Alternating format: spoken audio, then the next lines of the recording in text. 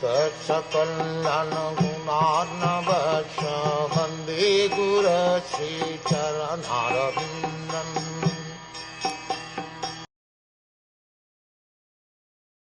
In the 19th and 20th incarnations, the Lord advented himself as Lord Balram and Lord Kṛishna in the family of Vrsni, the Yadu dynasty, and by so doing he removed the burden of the world.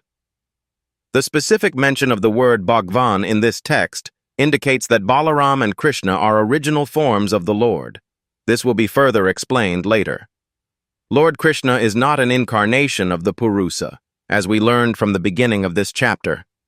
He is directly the original personality of Godhead, and Balram is the first plenary manifestation of the Lord. From Baladev, the first phalanx of plenary expansions, Vasudev, Sankarsan, Aniruddha, and Pradyumna expands.